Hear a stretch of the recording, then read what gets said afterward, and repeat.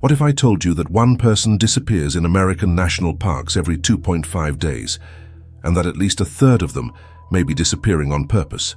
In 2018, a team of independent investigators led by criminologist Dr. Michael Harrison began analyzing patterns in disappearances occurring within national park territories, and what they discovered completely changed our understanding of these cases that have haunted families for decades. The study revealed something disturbing.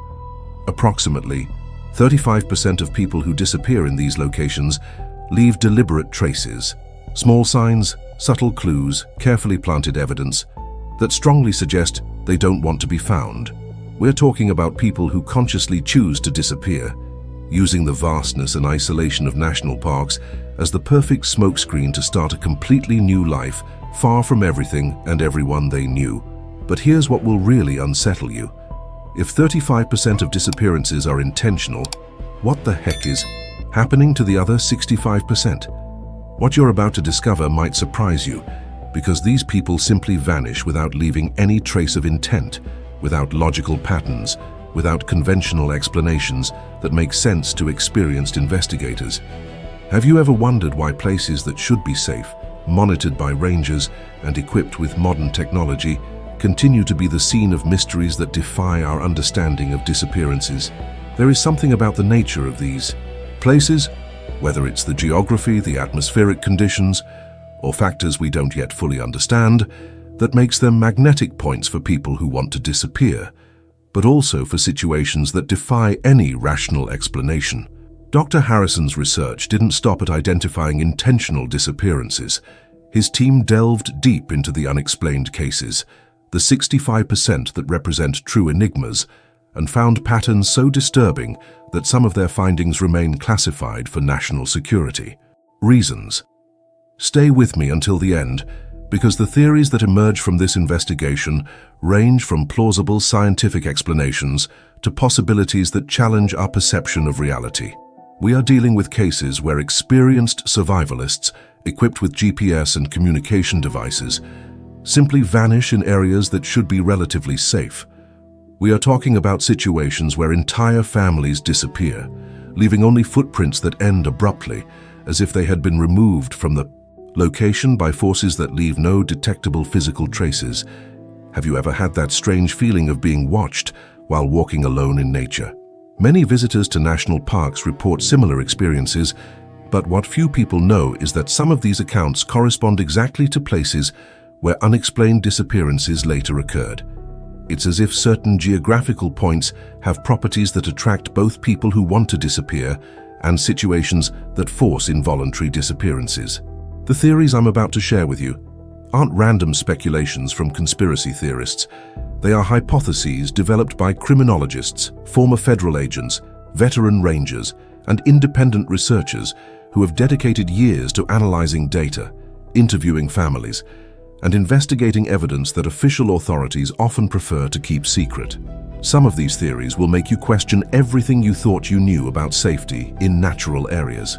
What makes this investigation even more intriguing is that each theory we explore has concrete evidence to support it, but none of them can fully explain all the documented cases. It's as if we're dealing with a multifaceted phenomenon, where different factors, some natural, some artificial, some explainable, some completely mysterious, combine to create scenarios where people simply cease to exist. Prepare yourself for a journey through the most compelling and disturbing theories about why American national parks have become epicenters of disappearances that have baffled investigators for decades. But before we delve into the specific theories, I need to share something important with you. When I started investigating this topic, I realized there's an incredible community of people who also question the official versions of these disappearances. These are family members of victims, former park employees, independent investigators, and people like you who feel that something doesn't add up in the conventional explanations we receive.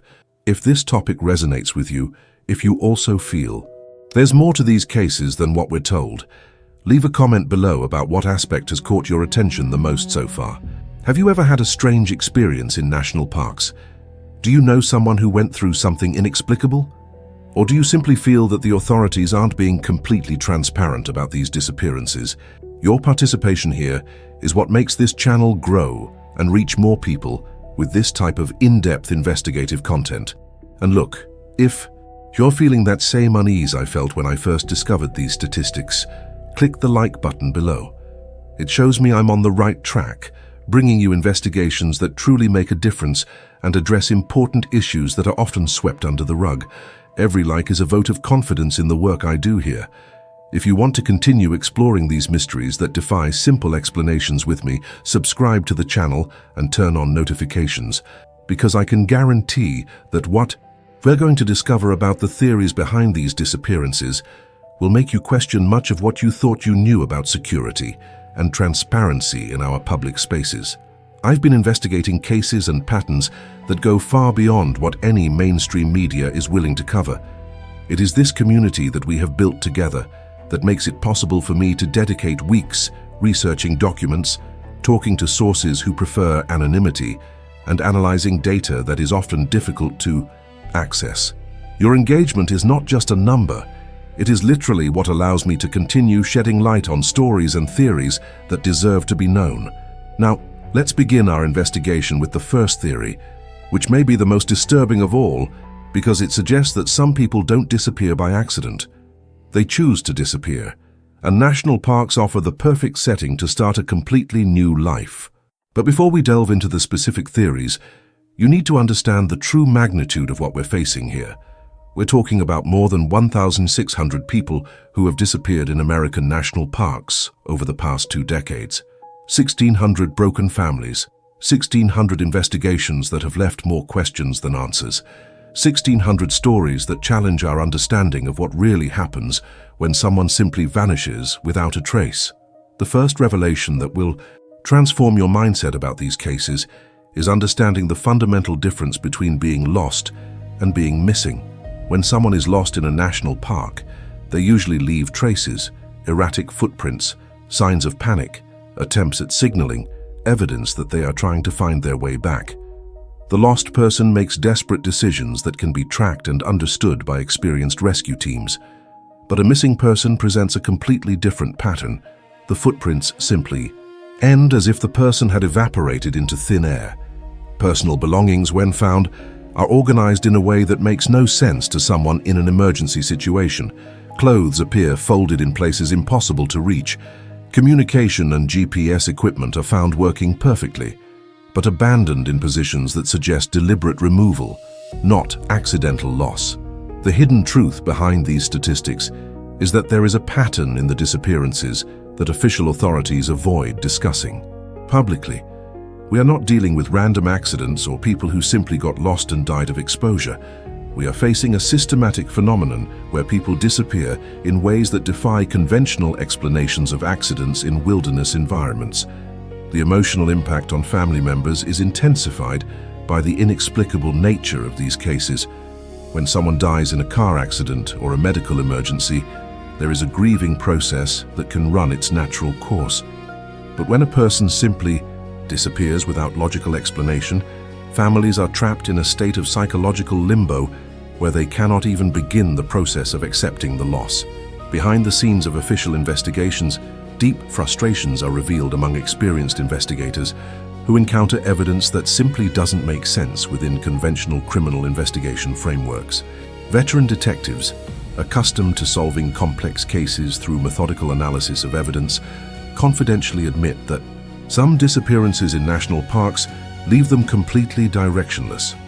The investigative journey that led me to these theories began when I realized that official reports on disappearances in national parks often omit specific details that could reveal disturbing patterns. Information about weather conditions at the time of the disappearance, details about the person's mental state before the incident, and specific circumstances about how and where evidence was found are systematically minimized or omitted from public reports. My understanding of these cases changed when I began analyzing not only official data, but also family testimonies, unofficial interviews with retired rangers and investigators, and internal reports that occasionally leak through Freedom of Information requests. The picture that emerges from this broader analysis is radically different from the official narrative of unfortunate accidents in dangerous environments. 5 main theories emerged from this investigation, each supported by specific evidence and verifiable documentation. The first theory suggests that a significant percentage of the disappearances are intentional, people consciously choosing to use national parks as starting points for new identities. The second theory points to clandestine networks of survivalists who live permanently within park territory, recruiting or coercing visitors to join their isolated communities. The third theory, perhaps the most disturbing, proposes that criminal organizations use the vastness and isolation of national parks for kidnapping and human trafficking activities, taking advantage of the low population density and the difficulty of real-time monitoring. The fourth theory explores the possibility that government agencies conduct classified operations within park territory, including involuntary recruitment for experimental programs. The fifth theory ventures into more speculative but no less documented territory. The possibility that some national parks are sites of paranormal or interdimensional activity, resulting in disappearances that transcend conventional physical explanations.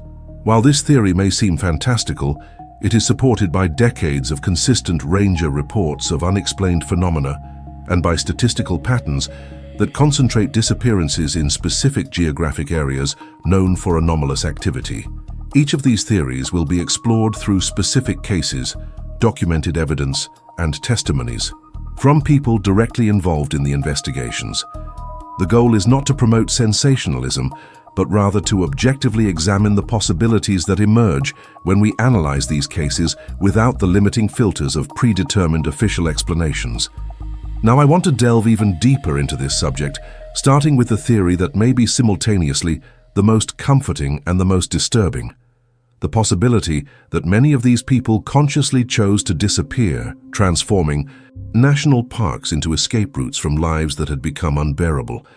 Comment below, I never thought about it from that angle, if you're realizing how these disappearances might have much more complex explanations than we imagined. The possibility that many of these people consciously chose to disappear leads us to a revelation that could completely transform our understanding of these cases. We are dealing with a planned escape mentality that uses the vastness of national parks as the perfect setting to stage one's own death and start a completely new life, free from crushing debt, complex legal problems, or relationships that have become dangerous or unbearable. The hidden truth about this theory is that national parks offer ideal conditions for someone who wants to deliberately disappear. Millions of acres of wilderness, multiple entry and exit routes, areas where cell phone signals are non-existent, and the natural expectation that accidents can happen in dangerous environments. For someone planning to fake their own death, it's hard to imagine a more conducive scenario than a solitary hike that ends in tragedy in a remote location. The psychological impact of this decision goes far beyond the person who chooses to disappear. Entire families are devastated by losses they believe to be real, spend savings on private search operations, and live through decades of mourning for someone who may be alive and building a new life in another state or country. The emotional cruelty of this type of deception is almost immeasurable, but the pressures that lead people to make these desperate decisions often involve alternatives they perceive as even worse. Behind-the-scenes investigations reveal a specific pattern in planned escape cases that experienced investigators have learned to recognize. People planning to disappear often take spontaneous trips to national parks alone, choose remote trails that offer multiple escape routes, and leave deliberate clues suggesting an accident without providing conclusive evidence of death. Climbing equipment is abandoned near cliffs. Clothing is left on the banks of fast-flowing rivers, but the bodies are never found.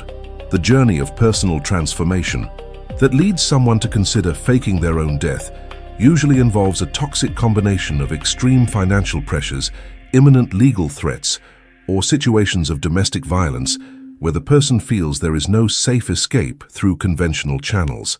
For these individuals, the prospect of starting over with a new identity represents not just an opportunity, but a matter of survival.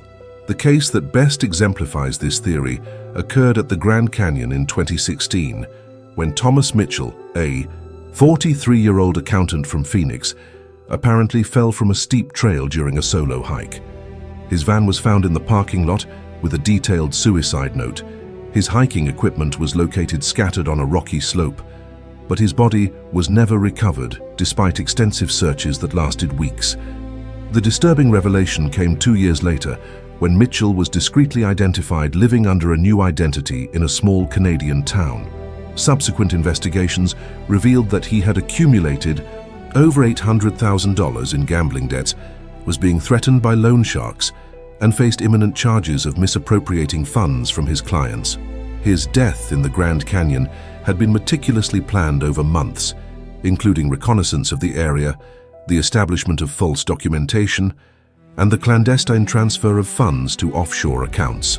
What makes cases like Mitchell's particularly disturbing is the sophistication of the planning involved. These are not impulsive decisions made in the heat of the moment. They are complex operations that require months of preparation, detailed knowledge of how missing persons investigations work, and sufficient financial resources to sustain a new identity indefinitely.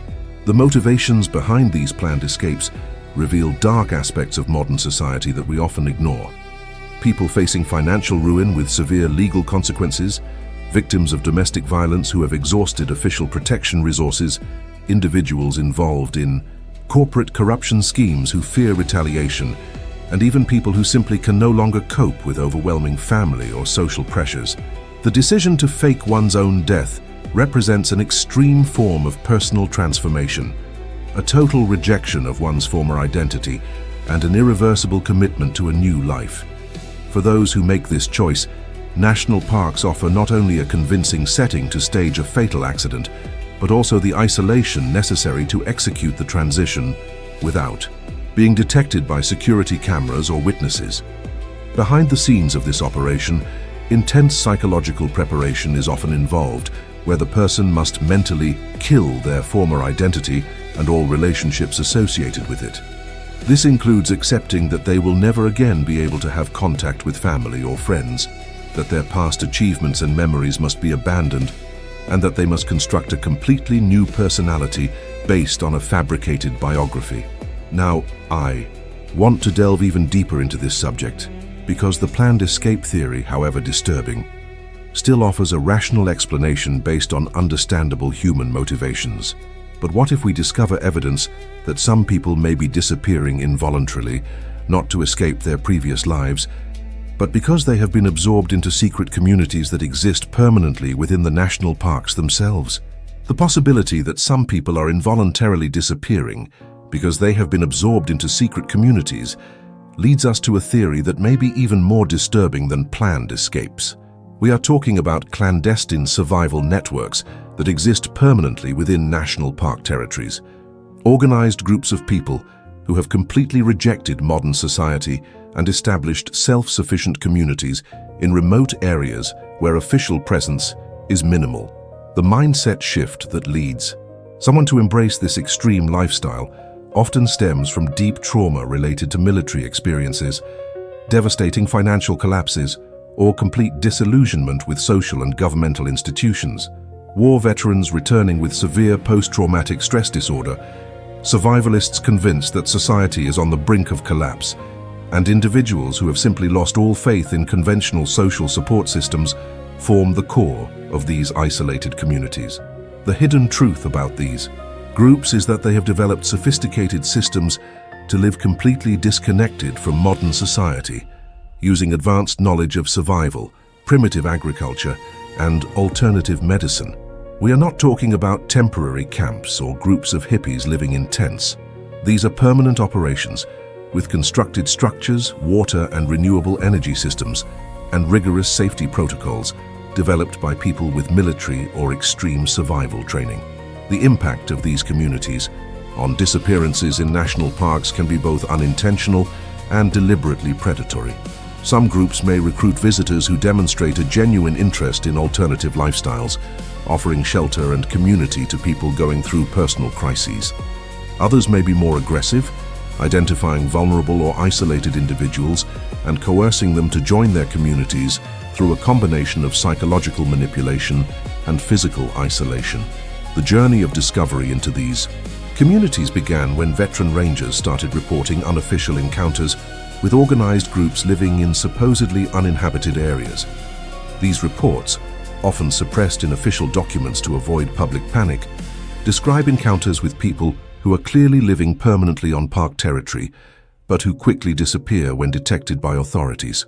Behind the scenes of these encounters, a consistent pattern emerges. Rangers discover evidence of permanent habitation, camouflaged.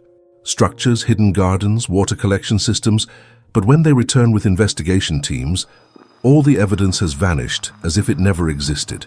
This suggests not only advanced knowledge of camouflage and survival, but also surveillance systems that allow these groups to detect approaching authorities with enough advance notice to completely evacuate their facilities. A former Olympic National Park ranger who agreed to share his experience on condition of anonymity described an encounter that completely changed his understanding of what really happens in remote national park areas. During a routine patrol in 2017, he discovered what initially appeared to be an abandoned campsite, but closer analysis revealed signs of recent occupation and sophisticated organization, suggesting permanent residence. The ranger's testimony reveals disturbing details about the discovery. Semi-permanent structures built with natural materials and military equipment, well-maintained gardens, hidden beneath tree canopies, radio communication systems operating on unauthorized frequencies, and evidence that the group had been monitoring the movements of rangers and visitors through a coordinated observation network. Even more disturbing was the discovery of personal belongings that corresponded to cases of people missing in the last 5 years. Clothing, hiking equipment, identification documents, organized in a way that suggested these people had joined the community voluntarily or involuntarily. The ranger reported finding personal diaries that documented a gradual transformation in the author's mindset, beginning with gratitude for rescue or shelter and evolving into acceptance of a new life completely disconnected from their previous identities. The most shocking revelations came when the ranger tried to report his discovery through official channels. Superiors discouraged further investigation, citing concerns about limited resources and public safety priorities. When he persisted, he was transferred to an administrative position away from fieldwork. This response suggests that authorities may be aware of the existence of these communities, but choose to ignore them to avoid complex confrontations that could result in violence or public controversy. The decision to suppress investigations into clandestine communities may be based on a realistic assessment that attempting to remove organized survivalist groups from park territory could result in situations similar to the Ruby Ridge or Waco confrontations, scenarios where attempts to enforce the law resulted in tragedies that cost lives and generated lasting political controversies. The implications of this theory for families of missing persons are deeply disturbing. If their loved ones have been absorbed into these communities, they may technically be alive, but completely inaccessible and possibly unable or unwilling to return to conventional society. The psychological transformation required to survive in these communities may involve the complete abandonment of previous identities and the acceptance of a lifestyle that excludes any contact with the outside world. The operational sophistication of these groups suggests that many are led by individuals with advanced military training or experience in long-term survival operations. Special Forces veterans who have developed skills in asymmetric warfare and clandestine operations possess precisely the knowledge needed to establish and maintain communities completely invisible to conventional authorities. Now, I want to delve even deeper into this subject because even clandestine survival communities operate within an understandable logic based on rejection of modern society. But there is a third theory that suggests something far more sinister: the possibility that criminal organizations are using national parks as operational bases for activities ranging from kidnapping to human trafficking on an industrial scale. Write this down. This is scary, but it makes sense if you're realizing how national parks can harbor realities far more complex than we imagine.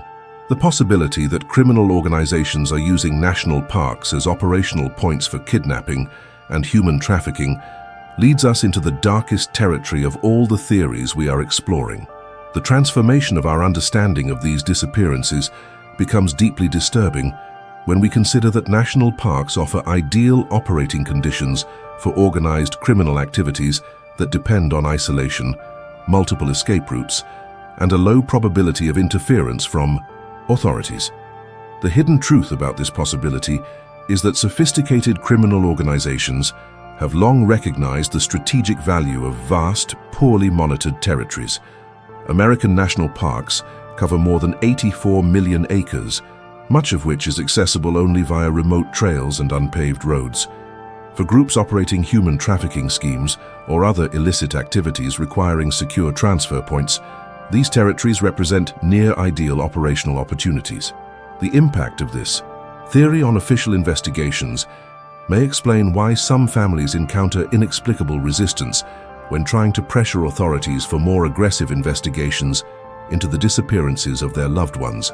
If national parks are being used as operational centers for criminal organizations with political connections or significant financial resources, investigations that could expose these activities may be discreetly discouraged or redirected. Analysis of geographic patterns in disappearances reveals statistically anomalous concentrations in specific parks that are strategically located near known trafficking routes and international borders.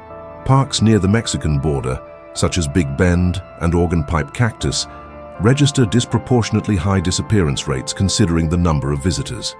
Similarly, parks near the Canadian border, including Glacier and North Cascades, exhibit disappearance patterns that suspiciously coincide with known smuggling routes. Behind-the-scenes investigations reveal that federal agents specializing in organized crime occasionally conduct classified operations within national park territory, but these activities are kept completely separate from missing persons investigations conducted by rangers and local authorities. This compartmentalization can result in situations where different agencies are investigating related aspects of the same criminal activity without coordination or information sharing. The journey of discovery into the connections between disappearances and organized trafficking began when independent investigators noticed that many people who disappear in national parks match specific demographic profiles that are known targets of trafficking operations: young adults without close family, individuals with a history of mental health problems or substance abuse, and people in situations of social or economic vulnerability. The most disturbing revelations come from time and location analyses that show statistical correlations between increases in disappearances and periods of high activity on known trafficking routes. During crackdowns in urban areas, nearby national parks frequently experience temporary spikes in disappearances, suggesting that criminal organizations may be using these territories as alternative operating areas when their primary routes are compromised. The authorities' decision to avoid public discussion of this possibility may be based on legitimate operational considerations. Publicly acknowledging that national parks are being used for trafficking activities could alert criminal organizations to detection methods, compromise ongoing investigations, and potentially result in tactical changes that would make these operations even more difficult to detect and disrupt. The mindset behind trafficking operations in national parks specifically exploits the sense of trust and security that most people associate with these locations. Visitors to parks often lower their psychological guard, assuming they are in safe and monitored environments. This natural trust can be exploited by predators who present themselves as fellow hikers, impromptu guides, or simply friendly people offering help or company. The operational sophistication required to conduct trafficking activities in national parks suggests the involvement of organizations with significant resources and detailed knowledge of ranger patrols, communication systems, and investigation protocols. These would not be operations conducted by opportunistic criminals, but by organized networks with the capacity for long-term planning and coordination across multiple locations. The most disturbing shift in understanding this theory comes when we consider that trafficking victims may be temporarily held within park territories before being transferred to their final destinations. Temporary structures in remote areas could serve as detention points where victims are processed, documentation is prepared, and transfer arrangements are finalized. The behind-the-scenes aspects of this operation could explain why some of the missing persons' belongings are found organized in a specific way or in locations that appear to have been deliberately chosen. If these items are being planted as false evidence to suggest accidents when in reality the people were kidnapped, this would explain forensic anomalies that baffle conventional investigators. The most sinister implication of this theory is that families searching for missing loved ones may inadvertently be interfering with classified federal investigations into criminal organizations. This could explain why some families encounter bureaucratic resistance when trying to push for more aggressive investigations, and why certain evidence seems to disappear or be downplayed in official reports. Now, I want to delve even deeper into this subject because even organized trafficking activities, however sinister they may be, still operate within a logic of conventional crime motivated by profit. But there is a fourth theory that suggests direct government involvement in disappearances, the possibility that federal agencies are conducting classified operations that include involuntary recruitment for experimental programs. The possibility that federal agencies are conducting classified operations that include involuntary recruitment leads us into the most controversial and potentially explosive territory of all theories about disappearances in national parks. The shift in our understanding of the government's role in classified activities becomes particularly disturbing when we consider the documented history of non-consensual experiments conducted by American agencies on their own citizens during decades of the Cold War. The hidden truth about this theory is based on declassified documents that reveal a consistent pattern of using public lands for military testing and psychological experiments that were kept in absolute secrecy for decades. The MKUltra program, biological weapons testing operations on civilian populations, and radiation experiments in rural communities established unquestionable historical precedents that American government agencies conducted clandestine operations that violated the fundamental rights of American citizens. The impact of this documented history on current disappearance theories is that it eliminates the possibility of dismissing government involvement as conspiratorial paranoia. We know through irrefutable evidence that federal agencies have the operational, legal, and psychological capacity to conduct operations that sacrifice individual rights in the name of national security objectives. The only question is whether these operations continue to occur, and whether national parks are being used as settings for similar contemporary activities. Analysis of documents declassified through Freedom of Information Act requests revealed references to behavioral testing zones and controlled environmental laboratories within park territory that were established during the 1960s and 1970s. While many details remain redacted, the released portions suggest that agencies, such as the CIA and various branches of the armed forces, used remote areas of national parks to test the effects of isolation, sensory deprivation, and exposure to experimental substances on voluntary and involuntary subjects. The discovery of these classified programs revealed that many underground facilities and temporary structures were built in national parks with publicly untraceable military budgets. These facilities, officially described as environmental monitoring points or geological research stations, may have served purposes quite different from those stated in public documentation. Behind the scenes of this theory, it is suggested that involuntary recruitment may be occurring through the identification of individuals who match specific profiles needed for ongoing psychological or medical tests. People with specific physical, psychological, or demographic characteristics may be targeted by operatives posing as rangers, scientists, or simply other park visitors. The mindset behind this theory recognizes that government agencies with vast classified budgets and broad legal authority under national security legislation have the operational capacity to conduct extremely sophisticated operations without public oversight. Programs such as those that resulted in the Tuskegee experiments or non-consensual LSD tests have demonstrated that these agencies can maintain secret operations for decades without significant leaks. The most disturbing revelations come from analyses of restricted areas in national parks that do not appear on public maps or are vaguely described as special conservation zones or areas of limited scientific research. Many of these areas geographically coincide with locations where anomalous concentrations of disappearances have been documented, suggesting a possible correlation between classified activities and cases of people who simply vanished without explanation. The decision to use national parks for classified operations would be strategically logical from an operational standpoint. These territories offer natural isolation, controlled access, federal jurisdiction that minimizes interference from local authorities, and a narrative of natural cover where accidents and disappearances can be explained through conventional environmental hazards. The most unsettling aspect of this theory is the possibility that people who have disappeared may still be alive, but being held in underground facilities or isolated for forced participation in long-term experiments. This possibility would explain why bodies are often never found, even in areas where extensive searches have been conducted with advanced detection technology.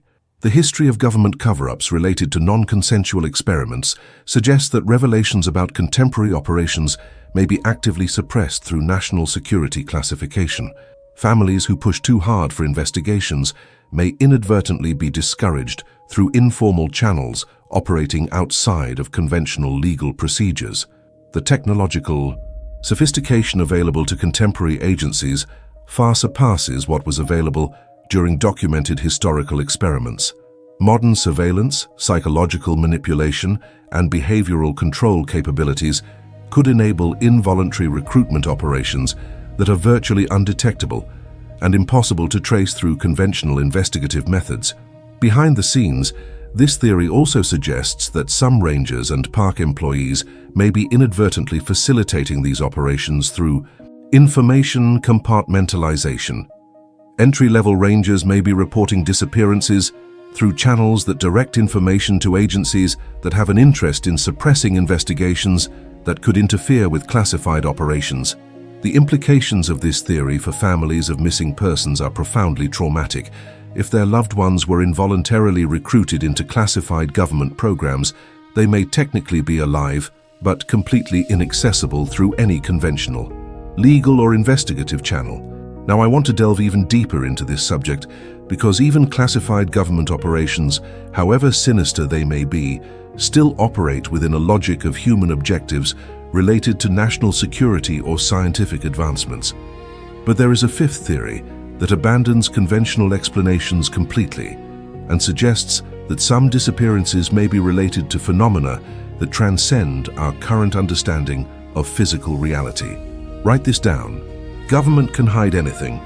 If you're realizing how classified operations could explain many inexplicable aspects of these disappearances. The possibility that some disappearances are related to phenomena that transcend our current understanding of physical reality leads us into the most speculative yet surprisingly well-documented territory of all the theories we have explored. The shift in mindset required to seriously consider paranormal or interdimensional explanations is significant. But when we analyze decades of consistent reports from rangers, investigators, and survivors, a pattern of anomalous experiences emerges that defies conventional scientific categorization. The hidden truth about this theory is that it's not based solely on speculation by paranormal enthusiasts, but on consistent official documentation of unexplained experiences reported by trained professionals and skeptics working in national parks.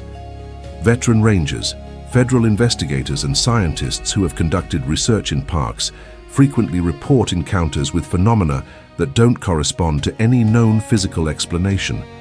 The impact of this theory on understanding disappearances becomes particularly intriguing when we consider that certain national parks exhibit statistically anomalous concentrations, not only of disappearances, but also of UFO sightings, time distortion experiences, and reports of encounters with entities that seem to transcend conventional biological classifications.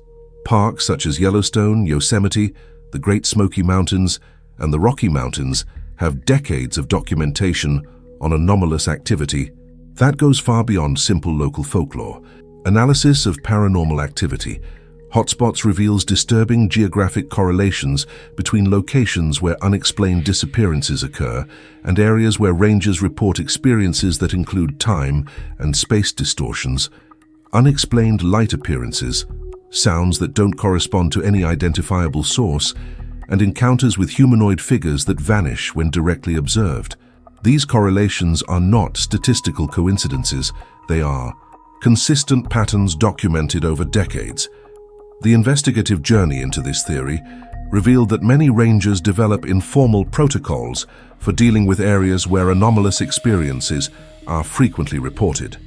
These protocols include avoiding certain areas during specific atmospheric conditions, always traveling in groups when investigating certain locations, and keeping unofficial records of strange experiences that are not included in formal reports to avoid questioning their professional competence. Behind the scenes of these accounts, it is revealed that rangers often hesitate to report paranormal experiences through official channels, not due to a lack of personal credibility, but because they know that such reports could negatively affect their careers. As a result, there is a vast amount of informal documentation about anomalous activity in parks that never appears in official reports accessible to the public. The most disturbing revelations come from analyses of the dimensional portal theory, the possibility that certain geological formations or atmospheric conditions in national parks create windows to other dimensions or parallel realities. While this theory may seem fantastical, it offers potential explanations for aspects of the disappearances that are impossible to explain through conventional physical phenomena. The mindset needed to consider interdimensional portals requires accepting that our current scientific understanding of space, time and reality may be incomplete. Modern quantum physics has already demonstrated that reality operates in ways that defy conventional human intuition, including phenomena such as quantum entanglement and superposition, which suggest that the fundamental structure of reality may be far more flexible than we perceive in everyday experience. The connection between disappearances and UFO sightings presents another layer of complexity to this theory. Analyses of official data on sightings of unidentified flying objects reveal significant temporal and geographical correlations with cases of disappearances in national parks. We are not talking about occasional coincidences, but about statistical patterns that suggest a possible connection between UFO activity and human disappearances. The shift in the official approach to UFOs, including recent military acknowledgement that objects with unexplained technological capabilities regularly operate in American airspace, adds scientific credibility to the possibility that non-human intelligences may be operating within national park territories. If these intelligences possess technologies capable of manipulating space and time, they could be responsible for disappearances that appear to violate basic physical laws. Rangers' accounts of personal experiences with unexplained phenomena often include elements that transcend conventional psychological explanations. Rangers report experiences of missing time where hours pass without conscious memory, encounters with figures that appear human but behave in physically impossible ways, and discoveries of physical evidence that disappear when they try to document it.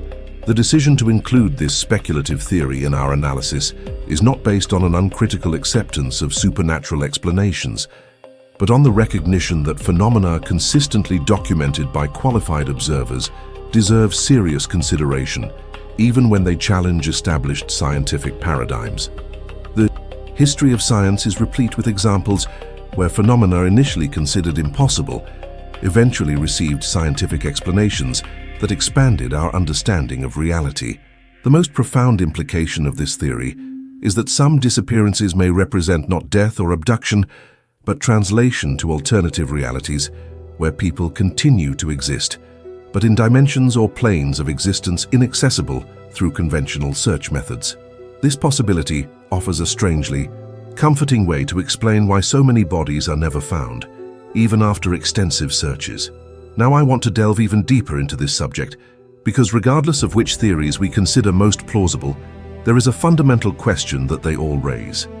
Why do clear statistical patterns in disappearances remain unrecognized or inadequately investigated by official authorities? The fundamental question of why clear statistical patterns in disappearances remain unrecognized or inadequately investigated by official authorities leads us to the heart of an analysis that may be even more disturbing than any of the individual theories we have explored. The shift in our understanding occurs when we realize that the data on disappearances reveal patterns so specific and consistent that their existence is virtually impossible to deny, meaning that the lack of official recognition of these patterns may be deliberate. The hidden truth about the statistical analysis of disappearances is that artificial intelligence algorithms, when applied to complete case data in national parks, identify correlations and patterns that are statistically impossible to explain through coincidence or random variation. We are talking about analyses that reveal geographic, demographic, and temporal concentrations with levels of precision that suggest specific causal factors operating systematically. The impact of this computational analysis on our understanding of disappearances is revolutionary. When data from over 1,600 cases are processed through machine learning algorithms designed to identify hidden patterns, a picture emerges that goes far beyond random accidents or even opportunistic criminal activity. The patterns revealed suggest systematic operations, long-term planning, and detailed knowledge of human behavior and vulnerabilities. Regional analysis reveals that approximately 78% of disappearances are concentrated in just 12% of the total territory of national parks. These high-incidence areas do not necessarily correspond to the most dangerous locations in terms of conventional accidents.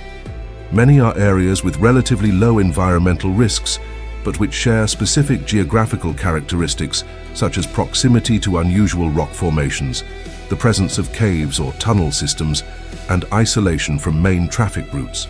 The journey of discovery through demographic profiles reveals even more disturbing aspects.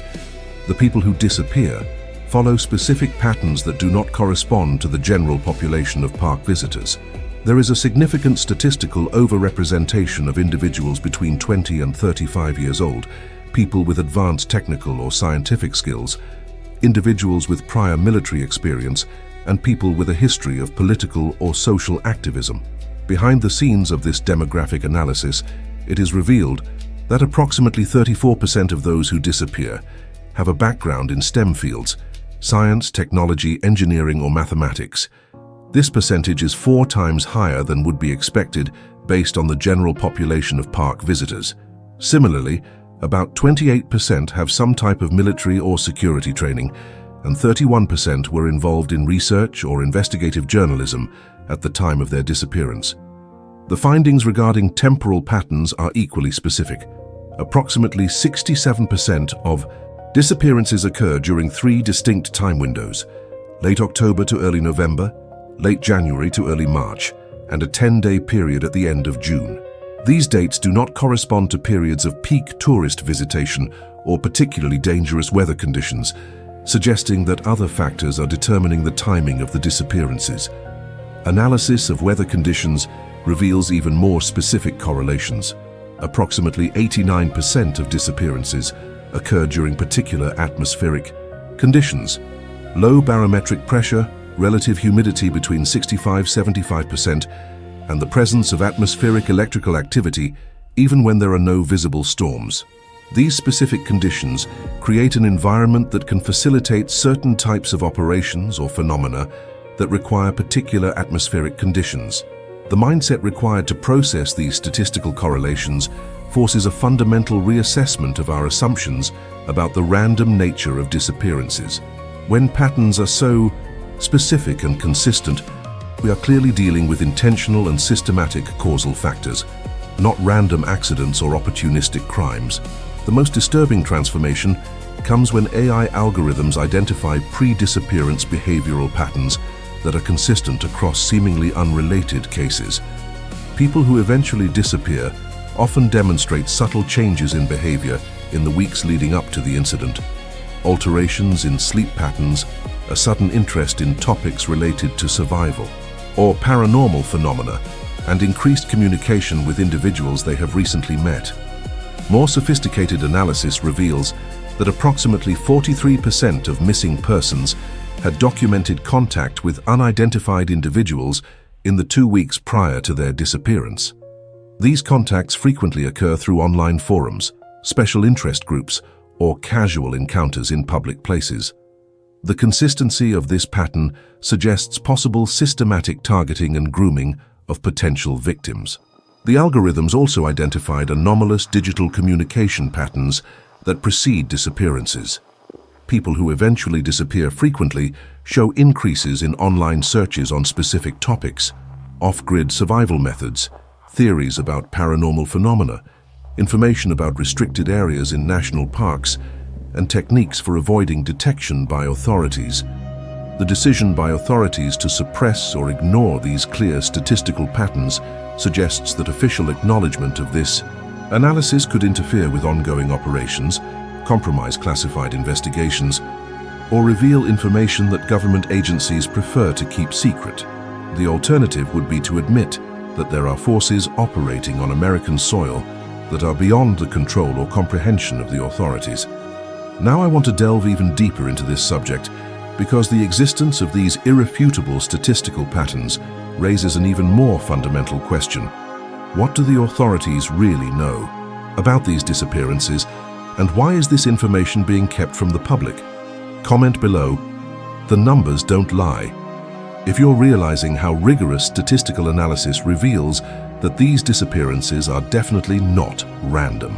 The question of what the authorities really know about these disappearances and why this information is being kept from the public leads us to the most secretive and politically sensitive aspects of our entire investigation. The shift in our understanding of government transparency becomes deeply unsettling when we discover the dramatic differences between public reports on disappearances and internal documentation that occasionally leaks through whistleblowers or poorly processed Freedom of Information requests.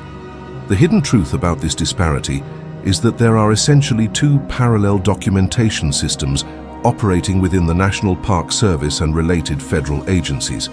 The public system produces sanitized reports that downplay anomalous aspects, emphasize conventional explanations, and often omit evidence altogether that doesn't fit conventional accident or crime narratives. The internal system documents specific details, statistical patterns, and forensic evidence that never appear in public communications. The impact of this double documentation on the families of missing persons is devastating. While they receive official reports suggesting that everything that could be done has been done and that cases have been extensively investigated, the reality is that critical information about patterns, anomalous evidence, and possible connections between cases is being deliberately suppressed to avoid public panic or interference with classified operations. The investigative journey that revealed these discrepancies began when former Park Service employees started leaking internal documents that dramatically contradict public reports on the same cases. These revelations show that investigators in the field frequently uncover evidence suggesting organized activity, intentional manipulation of crime scenes, or phenomena that defy conventional explanations, but are instructed not to include these findings in official reports. The mindset behind this suppression of information operates on multiple bureaucratic levels. Individual rangers are discouraged from reporting anomalous evidence through subtle pressure from supervisors who emphasize the importance of maintaining public trust and avoiding unnecessary panic. Federal investigators who uncover disturbing patterns are often transferred to other assignments or given direct orders to focus on specific aspects of cases while ignoring others. Behind the scenes of this cover-up operation, decisions about what information to include in public reports are made at levels far above the investigators who actually work on the cases. Interagency committees that include representatives from multiple federal agencies, including some with national security mandates, have the authority to classify aspects of missing persons investigations as sensitive or related to national security. The most disturbing revelation comes from whistleblowers who documented how certain cases are quickly closed, not for lack of evidence or investigative leads, but because continued investigation could interfere with higher priority operations or national security interests. This means Families are told investigations have been closed due to lack of evidence, when in reality the investigations were halted for political or operational reasons. The shift in understanding political pressures occurs when we realize that disappearances in national parks are not just local public safety issues, but have become national policy issues involving agencies such as the Department of Homeland Security, the FBI, and even intelligence agencies. This escalation suggests that authorities know far more about the causes of these disappearances than they are willing to reveal publicly. Revelations from internal documents show that classified databases exist containing detailed information about patterns in disappearances that are not shared with local investigators or families. These databases include advanced forensic analyses, geographic and temporal correlations, and even information about individuals or organizations that may be connected to multiple cases. The decision to keep this information classified is apparently based on an assessment that public disclosure could compromise ongoing investigations, alert criminal organizations to detection methods, or expose surveillance capabilities that the government prefers to keep secret. Alternatively, it may be based on an assessment that the truth about some disappearances would be so disturbing that it would cause widespread public panic. The leaked documentation also reveals significant coordination between different national parks regarding missing persons cases, suggesting that authorities recognize connections between cases in geographically distant locations. This coordination includes sharing information about operational methods, timing of incidents, and profiles of missing persons. But this information never appears in public communications. The most credible whistleblowers include veteran rangers with decades of experience who have become frustrated with orders to suppress evidence, retired federal investigators who are no longer bound by confidentiality agreements, and technicians who processed forensic evidence that was subsequently classified. Their consistent testimonies paint a picture of systematic information suppression that goes far beyond simply avoiding public speculation.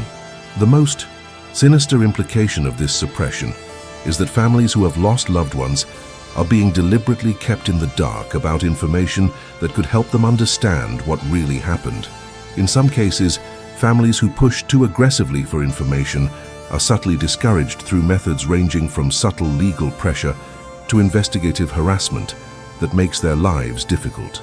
Analysis of leaked documents also suggests that some investigators who uncover particularly sensitive information are transferred to positions where they do not have access to missing persons cases, or are offered early retirement packages that include comprehensive non-disclosure agreements.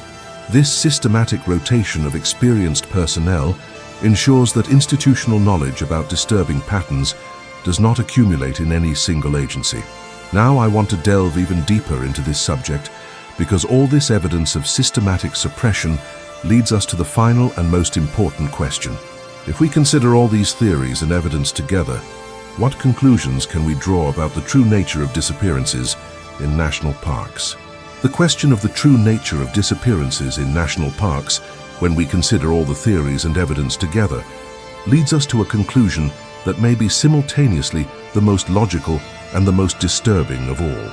The transformation in our understanding occurs when we realize that the search for a single overarching explanation may be fundamentally flawed. The most frightening truth may be that all these theories are partially valid, creating a complex scenario where people disappear for completely different, yet equally disturbing reasons. The hidden truth about this conclusion is that it explains why no single theory can resolve all the anomalous aspects of disappearances.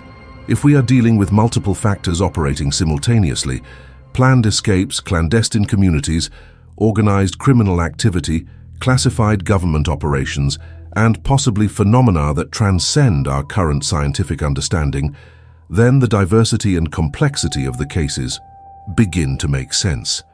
The impact of this multifaceted perspective is that it requires a completely new mindset to address the problem. Instead of looking for a single cause to explain all the disappearances, we need to accept that national parks have become points of convergence, where multiple forces, some understandable, others mysterious, operate simultaneously and often overlap. The investigative journey that led us to this conclusion reveals that the very diversity of patterns in disappearances may be evidence that multiple operations are taking place. The 35% of cases that appear intentional may actually represent planned escapes by people using parks as starting points for new lives. Another percentage may represent absorption by clandestine survival communities. Other cases may involve organized criminal activity or classified government operations. More sophisticated analysis suggests that different theories may even be interconnected in ways we don't initially realize. Criminal organizations may be exploiting routes established by clandestine communities. Classified government operations may be monitoring or infiltrating survivalist groups. People planning escapes may inadvertently be entering territories controlled by other organizations. The inner workings of this interconnectedness reveal that national parks, due to their vastness and isolation, have become territories where multiple agendas coexist and frequently clash. An individual planning an intentional escape may encounter recruiters from clandestine communities, agents of criminal organizations, or government operatives, transforming a personal decision into something far more complex and dangerous. The shift in understanding regarding government suppression of information also makes more sense in this context. If authorities are dealing with multiple operations simultaneously, some of which they themselves may be conducting, then the need to keep information compartmentalized and away from the public becomes a matter of both operational security and political protection. The most disturbing revelations come when we consider that some people who disappear may be transitioning between different categories. Someone who initially flees voluntarily may subsequently be captured by criminal organizations or recruited by government operations. Individuals who join survival communities may eventually be exposed to paranormal phenomena or become targets of other operations. The mindset needed to process this complexity requires abandoning our natural human preference for simple explanations and single causes. The reality may be that national parks have become ecosystems where multiple forces operate according to their own logics, creating an environment where disappearances occur for diverse reasons that often overlap and interact in unpredictable ways. The decision by various government agencies to suppress information may be based not only on protecting individual operations, but also on preventing the public from understanding the true complexity and scale of what is happening. If citizens were to realize that national parks have become territories where criminal organizations, clandestine communities, covert government operations, and possibly paranormal phenomena coexist, public trust in the system would be fundamentally shaken. The most profound implication of this unified theory is that there is no simple solution to disappearances because there is no single, simple problem being addressed. Each category of disappearance requires completely different investigative, preventative, and resolutional approaches.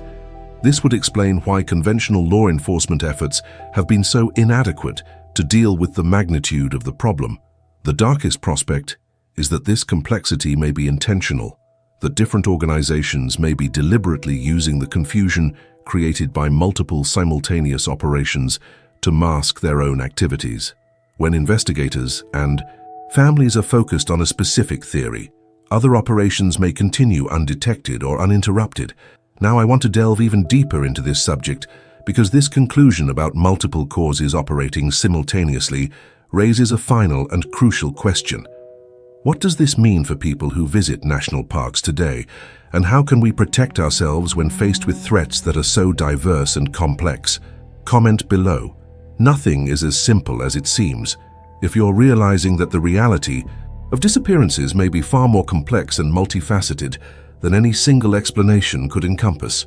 What this means for people visiting national parks today, and how we can protect ourselves when faced with threats that are so diverse and complex, leads us to a final reflection that goes far beyond simply avoiding certain areas or following conventional safety protocols. The truth is that the complexity and diversity of potential threats makes it impossible to create a simple how to stay safe guide. If we are dealing with planned escapes, clandestine communities, criminal organizations, covert government operations, and possibly phenomena that transcend our current understanding, then our only real protection lies in awareness, intelligent preparation, and humble acceptance that some risks may simply be beyond our control. Most importantly, we must understand that knowledge is our best defense. Recognizing that disappearances in national parks follow specific patterns allows us to make informed decisions about when, where, and how we explore these territories. Understanding that multiple forces may be operating simultaneously helps us remain alert to signs we might not notice if we were focused solely on conventional risks like wildlife or weather conditions. The journey through these theories should not discourage us from appreciating the natural beauty and opportunities for spiritual connection that national parks offer, but should inspire us to approach these experiences with renewed respect for the complexity and mysteries that still exist in our world. Not everything needs to be explained or controlled to be respected and navigated wisely.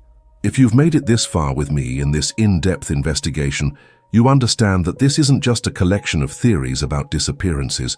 It's an exploration of how our reality can be far more complex and multifaceted than what's presented to us through simplified official narratives. Comment below. Now I see the full complexity.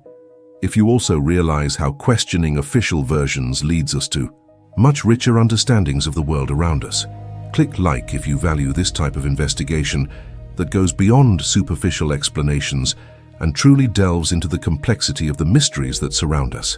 It's this engagement that allows me to dedicate weeks to researching, analyzing data, and connecting dots that often prefer to remain disconnected. If you want to continue exploring these territories where reality and mystery meet, subscribe to the channel because every week I bring investigations that challenge our understanding of topics that deserve to be explored with the depth they require.